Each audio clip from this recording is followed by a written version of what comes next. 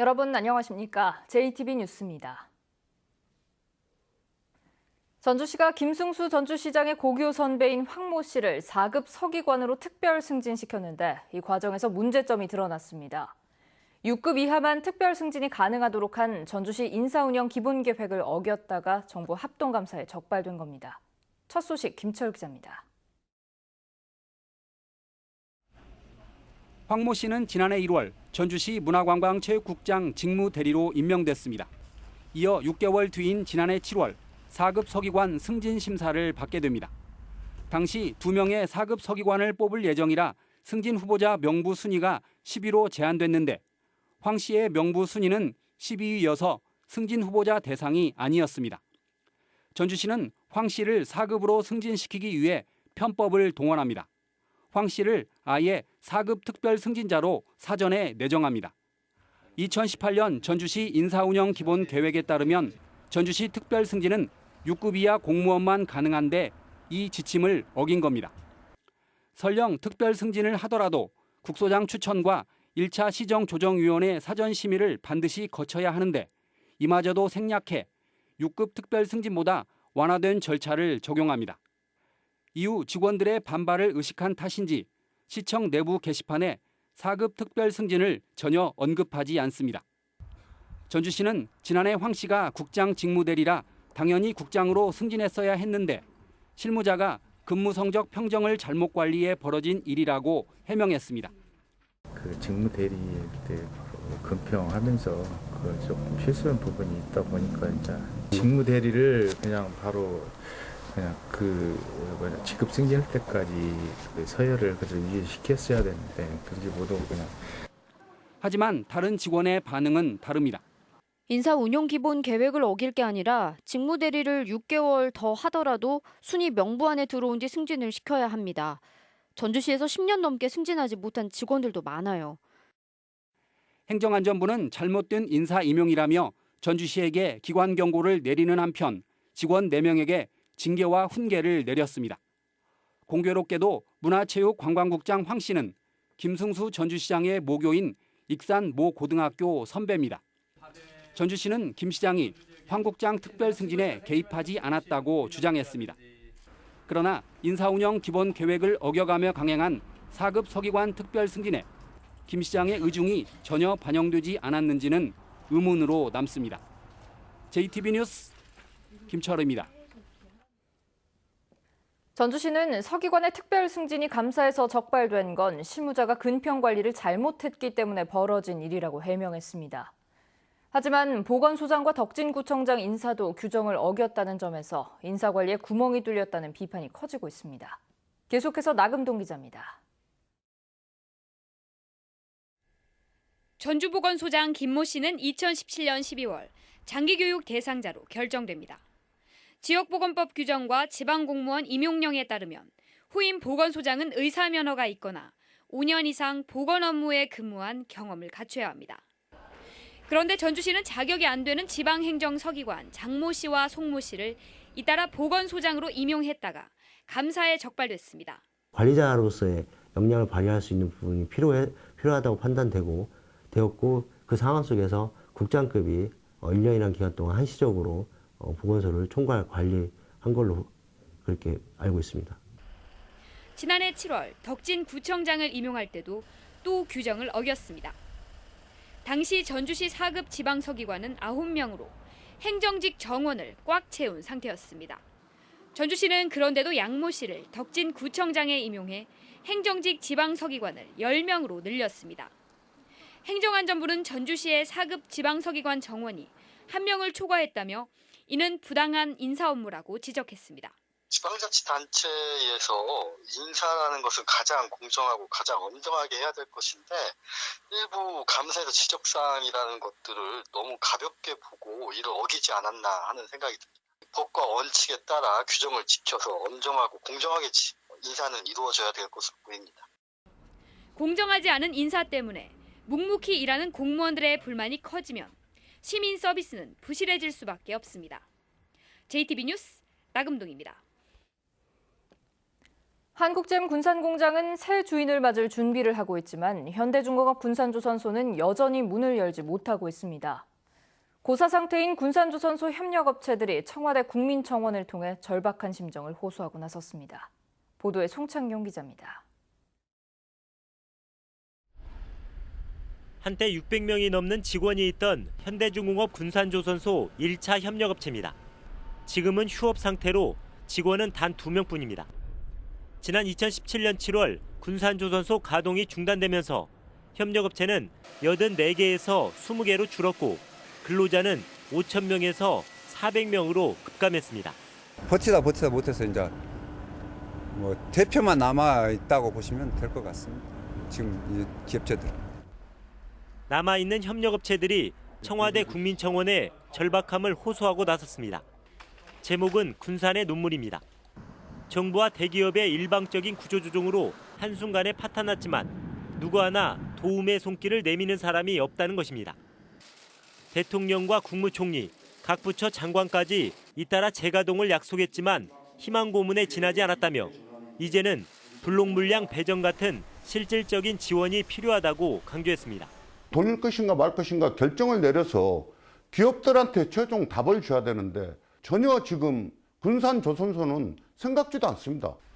협력업체들은 마지막이라는 심정으로 청와대와 각 정당 대표 등에게 군산조선소 재가동을 촉구하는 호소문도 전달하기로 했습니다. 군산조선소가 문을 닫은 지 벌써 1년 10개월.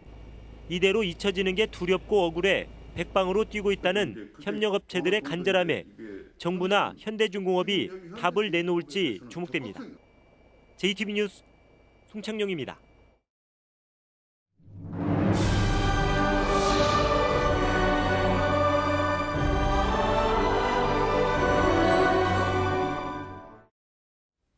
오는 11일 동학농민혁명 기념일이 제정되고 처음으로 국가기념식이 열립니다. JTB 전주방송은 동학농민혁명의 역사와 의미, 남은 과제들을 차례로 보도할 텐데요. 오늘은 그 첫 순서로 동학난으로 불렸던 가보년의 역사가 오늘날 혁명으로 평가받기까지 어떤 세월을 헤쳐왔는지 하원호 기자가 정리했습니다. 심재식 씨의 증조부는 동학농민혁명 당시 손아준 장군과 함께 농민군으로 싸우다 목숨을 잃었습니다. 반역자 집안이라는 손가락질에 후손들은 모진 고초를 겪었습니다. 그때 당시는 완전 은둔 생활을 했어요. 은둔 생활. 길을 못 피고 사는 것이죠. 일제는 동학농민혁명을 고부군수 조병갑의 횡포에 못 이긴 고울 수준의 밀란으로 폄하했습니다. 기념사업이 본격화된 건 아이러니하게도 군사정권 시절이었습니다. 박정희가 대통령 권한대행이던 1963년 10월 정읍 황토현에 갑오 동학혁명 기념탑이 세워지고 동학난은 혁명으로 격상됩니다. 전두환의 신군부는 기념사업회를 강제로 해체하면서도 유적지 성역화를 추진했습니다. 군사 쿠데타의 정당성을 확보하려는 속셈이었지만 한계도 분명했습니다. 종교적인 측면과 사상적인 측면 이런 쪽을 강조하면서 동학농민혁명이 갖는 민족운동과 민주주의 운동으로서의 핵심적인 내용을 제거해버리는 동학농민혁명 100주년이 되던 1994년을 계기로 전국 각지에서 기념사업이 이루어졌고 마침내 2004년에는 동학농민혁명 참여자의 명예회복에 관한 특별법이 제정됐습니다. 가보년의 농민들이 봉건체제 개혁과 일제 침략에 맞서 국권을 수호했다는 사실을 공식적으로 인정받게 된 겁니다. 국가기념일 제정으로 위상이 높아진 동학농민혁명 정신을 이제 세계로 널리 알리는 일이 과제로 남았습니다. JTB 뉴스 하원호입니다. 폐비닐을 재활용하면 지원금이 나옵니다. 이를 악용해 가짜 실적을 올리고 수십억 원을 타낸 업체들이 무더기로 적발됐습니다. 조작은 간단했고 관리 감독은 부실했습니다. 오정현 기자입니다. 폐비닐을 고온으로 녹이자 재생 원료가 덩어리째 쏟아집니다. 버려진 라면 봉지 같은 걸 분쇄해 모아놨습니다. 이를 가공해 이런 재생품을 가공하는 업체인데 실제로는 폐비닐을 받아오지도 이런 제품을 만들지도 않고선 거액의 지원금을 받아낸 이들이 덜미를 잡혔습니다. 구독됐다고 이야기하더라고요. 다른 사람들. 뭐 양을 부풀렸다 그러면 어쩌잖아요. 이렇게 하거나 저렇게 하거나 지원금을 받았는데 이제 폐 비닐을 수거해 재생 원료 등을 만들면 처리한 양만큼 지원되는 돈을 노렸습니다. EPR, 생산자 책임 재활용 제도에 따라 당초 비닐 상품을 만든 업체에 미리 걷어둔 분담금인데 이 돈을 편취한 겁니다. 검찰과 환경부의 합동 수사로 적발된 업체는 모두 10곳. 3년 동안 4만 2천 톤을 부풀렸고 86억 원을 챙겼습니다. 이 과정에서 허위 현장 조사서를 작성해 범행을 눈감아준 한국환경공단 직원들도 적발됐습니다. 봐주기식 현장 조사 등을 통해 이들의 범행을 사실상 감시하고 그 대가로 수시로 금품이나 향응을 접대받은 것으로 확인되었습니다. 수거업체와 재활용업체가 서로 말을 맞춰 개량 신고서를 가짜로 꾸미면 현장 조사도 증빙 요구도 없었습니다. 관리 감독 허점이 드러난 셈입니다. 중량을 계산을 할 때 관계자들이 임의로 혹은 수리로 이것을 작성하지 못하도록 그런 계량 시스템을 자동으로 전산화시켜서 검찰은 재활용업체 대표들과 한국환경공단 과장 등 9명을 구속해 재판에 넘겼습니다. 환경부는 그동안 과태료 처분에 그쳤던 허위 실적 제출 행위에 대한 제재를 고발로 상향하기로 했습니다. JTB 뉴스 우정현입니다. 올해로 89번째를 맞는 춘향제의 막이 올랐습니다. 앞으로 닷새간 남원 광안루원 일대에서는 풍성한 축제가 펼쳐지는데요. 첫날인 어제 한국 최고의 전통미인을 뽑는 전국 춘향 선발대회가 열렸습니다. 주혜인 기자가 다녀왔습니다. 성춘향과 이몽룡의 사랑이 싹튼 광안루원. 오색 한복을 곱게 차려입은 예비 춘향이들이 단아한 자태를 뽐내며 환한 미소로 광안루의 밤을 밝힙니다. 본선에 오른 후보 32명의 치열한 경합 끝에 21살 대학생 황보름별 씨가 춘향진에 뽑혔습니다. 어버이날에 큰 효도를 하게 된 것 같아서 정말 너무 감사드린다고 말씀드리고 싶고 벨리를 하면서 국악 음악을 배경으로 해서 춘향제와 사랑가 이렇게 알리고 싶습니다. 진선미, 정숙현, 6명의 춘향이들은 앞으로 1년 동안 홍보대사로서 남원의 멋을 알리게 됩니다. 춘향 선발대회에 입상한 춘향이는 앞으로 남원을 널리 알리는 홍보대사로서 임무를 충실히 할 것으로 기대됩니다. 오늘부터는 본격적으로 춘향제의 주요 행사가 펼쳐집니다. 광안춘몽 사랑에 빠지다라는 주제로 광안루원과 요천일원에서 열립니다. 남원 시내 전체가 아마 그 축제 분위기에서 큰 술렁거림이 있을 겁니다. 같이 함께 오시면 정말 재밌을 겁니다. 개막식 공연 춘몽을 시작으로 국악대전과 명인명창 국악대향연 등 전통의 멋이 담긴 다양한 무대가 선을 보이고 농경체험과 한복체험 등 관광객들이 직접 참여하는 행사도 마련됩니다. 전통문화, 공연예술, 놀이체험 등 다양한 프로그램으로 꾸며지는 이번 춘향제는 오는 12일까지 닷새 동안 남원에서 열립니다. JTB 뉴스 주혜인입니다. 완주군이 부모님의 안부를 대신 확인해주는 완주 안심콜 서비스를 시작했습니다.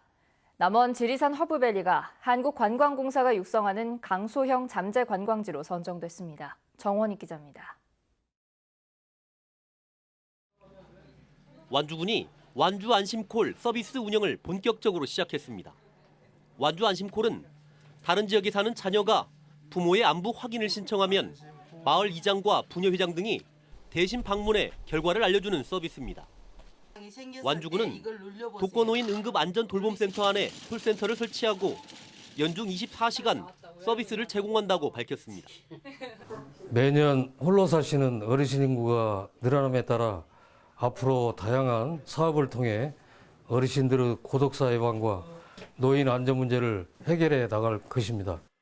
지리산 허브밸리가 한국관광공사가 시행한 강소형 잠재 관광지 공모 사업에서 사업 대상지로 최종 선정됐습니다. 강소형 잠재 관광지는 현재는 방문객이 많지 않지만 컨설팅과 체계적인 홍보를 통해 성장할 가능성이 있는 곳으로 허브밸리는 앞으로 다양한 지원을 받을 예정입니다. 지리산 허브밸리를 남녀노소 연령층을 넘어 새로운 재미와 힐링을 안겨주는 새로운 관광지로 만들어 가겠습니다. 순창군 미래발전 기획단이 출범했습니다. 일반 행정과 농업 농촌, 문화관광 등 5개 분과 48명의 위원으로 구성된 미래발전기획단은 순창군의 미래를 고민하고 군정 발전을 위한 싱크탱크 역할을 할 예정입니다. 제3회 한국지역도서전이 오늘부터 4월 동안 고창에서 열립니다. 전국의 출판물과 도서문화를 만날 수 있는 이번 도서전에서는 다양한 체험과 공연, 작가와의 만남 등도 진행됩니다. JTB 뉴스 정원익입니다. 오늘은 대체로 맑은 가운데 대기가 매우 건조하겠습니다. 전주와 남원, 장수와 임실, 순창, 정읍 등 6개 시군에 건조주의보가 내려져 있습니다. 화재 예방에 각별한 주의가 필요합니다. 낮 최고 기온은 어제보다 2도가량 높은 21도에서 24도를 보이겠습니다. 미세먼지 농도는 보통 수준입니다. 당분간 고기압의 영향으로 대체로 맑고 건조한 가운데 일교차 큰 날씨가 이어지겠습니다.